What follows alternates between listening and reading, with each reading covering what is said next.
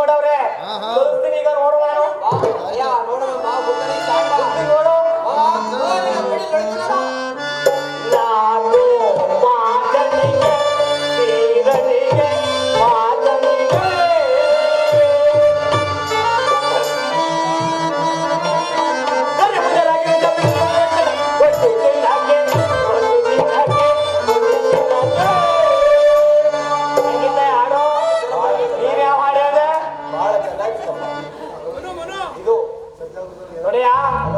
ಇದು ಅಲೋಲಕ್ಕಿ ಸಜ್ಜಾಗೃಹ ನಮ್ಮ ಅಕ್ಕನ ಮಗಳು ನಾನು ನೋಡ್ಕೋಬೇಕು ಅಂತೀವಿ ಜಾಬ್ಗೆ ಹೆಂಗಿರ್ಬೇಕು ಅಂತ ನೀನು ಹುಡುಗ ಕೊಡವಾಡ ಅಂತಂಗೆ ದೇವಸ್ಥಾನಕ್ಕೆ ಹೋದ್ರೆ ಬರೀ ದೇವ್ರನ್ನೇ ನೋಡ್ತಾರಲ್ಲ ಹಂಗೆ ಹಂಗೆ ದೇವ್ರನ್ನೇ ನೋಡ್ಬೇಕು. ಏನಾರು ನಮ್ಮ ಅಕ್ಕನ ಮಗಳ ಮೇಲೆ ಏನಾರು ಕಣ್ಣಿಗೆ ಹಾಕ್ತಾರೆ ಯಾಕೆ ಯಾಕೆ ದೊಡ್ಡಗುನಿ ಚಿಕ್ಕುನಿ ಎಲ್ಲ ನಿಲ್ಲಿಸ್ಬಿಡ್ತೀವಿ ಗೊತ್ತಾ ಗೊತ್ತಾ ಬರ್ಲಾ ದ್ವಾಕಾನ ಬರ್ತೀನಿ.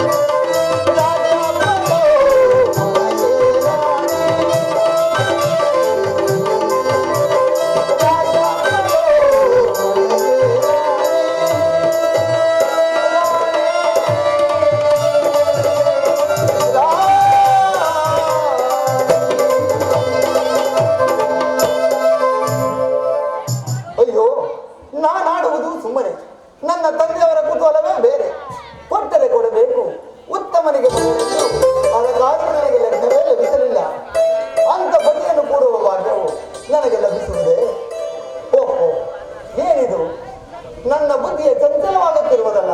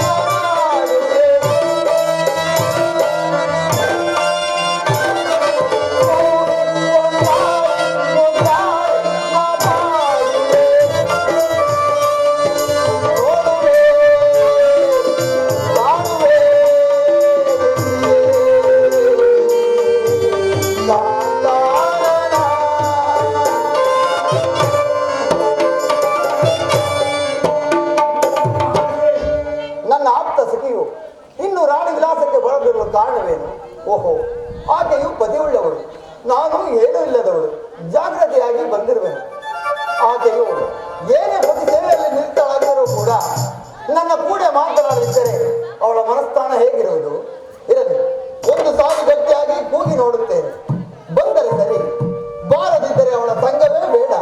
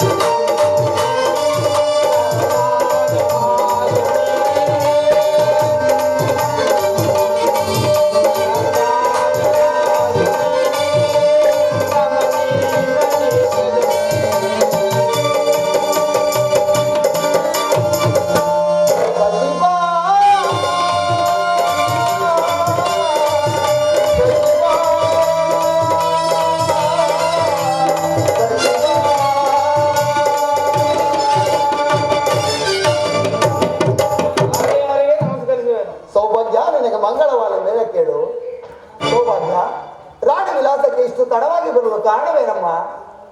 ಮನೆ ಕೆಲಸ ಗೃಹ ಕೆಲಸ ಮಾಡಿ ಬರದೆ ಹೋದರೆ ಮನೆಯಲ್ಲಿ ಬೈಯುವರಮ್ಮ. ಸಖಿ, ಗೃಹ ಕೆಲಸ ಮಾಡದೆ ಬಂದರೆ ಮನೆಯಲ್ಲಿ ಬೈಯುವರೇನೆ? ಬೈಯುವುದಲ್ಲದೆ ತಕ್ಕ ಪೆಟ್ಟು ಕೊಡುವರಮ್ಮ. ಸಖಿ, ಹೀಗೆ ಬಾ. ಆ ಪೆಟ್ಟನ್ನು ತಪ್ಪಿಸಿಕೊಳ್ಳುವ ಯುಕ್ತಿ ನಿನಗೆ ಬಾರದೇನೆ? ಅದು ಹೇಗಮ್ಮ? ಸಖಿ, ನಿನ್ನ ಪತಿಯು ಎಲ್ಲಾದರೂ ಹೋದಾಗ ಹಾಗೆ ನನ್ನ ಕೂಡ ಬರುವಂತಳಾಗಿ ಆ ಸಮಯದಲ್ಲಿ ನಿನ್ನ ಪತಿಯು ಕೋಪರೂಢರಾಗಿ ಬರುವರಮ್ಮ. ಆ ಸಮಯದಲ್ಲಿ ನೀನು ಕೈಕಾಲು ಮುಖವನ್ನು ತೊಳೆದುಕೊಂಡು ಹಣೆಯಲ್ಲಿ ಕುಂಕುಮವನ್ನಿಟ್ಟು ಪತಿಯ ಪಾವನ, ಪತಿಯ ಜೀವನ, ಪತಿಯ ಸದ್ಗತಿ ಎಂದು ಅವರ ಕರೆಗಳಿಗೆ ನೀರನ್ನು ಎರೆಯುವಾಗ ಪಕ್ಕನೆ ಅಲ್ಲು ಬಿಟ್ಟರೆ ಸರಿ ಕಣೆ. ಅವರಿಗೆ ಒದಗಿರುವ ಕೋಪವು ಶಾಂತವಾಗುವುದಮ್ಮ. ಅಮ್ಮ, ಆ ಕರಗಳಿಗೆ ನೀರನ್ನು ಬಿಡುವಾಗ ನಮ್ಮ ದಂತಗಳು ಹೇಗೆ ಕಾಣಿಸುವುದಮ್ಮ? ದಾಳಿಂಬೆ ಬೀಜದಂತೆ ಸಖಿ. ನಮ್ಮ ನಡುವು, ನಮ್ಮ ಕಣ್ಣುಗಳು ಕಾಮನ ಬಿಲ್ಲಿನಂತೆ ಸಖಿ. ನಮ್ಮ ಕಂಠವು ಕರಕೋಗಿಲ ದನಿಯಂತಿರಬೇಕಮ್ಮ. ನಮ್ಮ ನಡುವು ಹಂಸ ನಡಿಗೆಯಂತಿರಬೇಕಮ್ಮ. ಇದೆಲ್ಲ ಎಲ್ಲೇ ಕಲಿತಮ್ಮ? ನಮ್ಮ ಸೌಂದರ್ಯವು ಸೂರ್ಯ ಚಂದ್ರರ ಪ್ರಕಾಶದಂತೆ ಪ್ರಕಾಶಿಸುವುದಮ್ಮ. ಇದೆಲ್ಲ ಎಲ್ಲಿ ಕಲಿತಮ್ಮ? ಸಖಿ, ಗುರಿ ಸಿಕ್ಕರೆ ದುರ್ಲಾಭ, ಸಿಕ್ಕದಿದ್ದರೆ ಅತಿ ಲಾಭವೆಂಬುದಾಗಿ ಇದನ್ನು ಓದಿ ಬರೆದು ತಿಳಿದುಕೊಂಡೆನಮ್ಮ. ಹಾಗೆ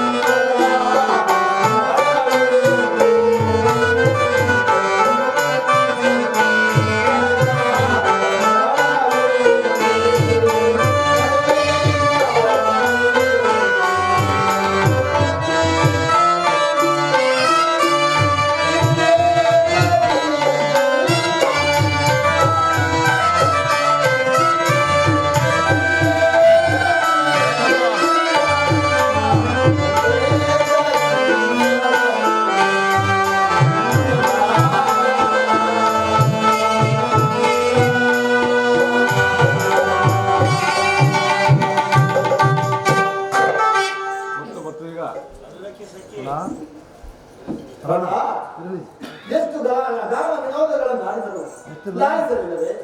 ಹೇಳು, ಎದ್ದೇಳು, ನಾನು ಯಾರೆಂಬುದನ್ನು ಗಮನಿಸು. ಇರಲಿ, ಈ ಕಂಠೆ ಹಾರವನ್ನು ಈ ಗೂಟಕ್ಕೆ ಇರಿಸಿ ಇಲ್ಲೇ ಪಕ್ಕದಲ್ಲೇ ವಿಶ್ರಮಿಸಿಕೊಂಡು ಆಗಲಾದರೂ ನಿನ್ನನ್ನು ಎತ್ತರಗೊಳಿಸುತ್ತಿದ್ದರೆ ನಾನು ಅಲೋಲಿಕ್ಕೆ ಧನಪಾಲ ಶೆಟ್ಟರ ಮಗಳೇ. ಇರಲಿ, ಛೀ ನಿನ್ನ ಜನ್ಮಸುಲ, ಗಂಡ ಗಂಡಿಸಿಗೆಲ್ಲ ಹೀನ ಗಂಡಿಸ. ನಾನು ಎಷ್ಟು ಆಸೆಯಿಂದ ಬಂದೆನೋ ನನ್ನ ಆಸೆಯನ್ನೆಲ್ಲ ನಿರಾಸೆ ಮಾಡಿದೆಯಾ?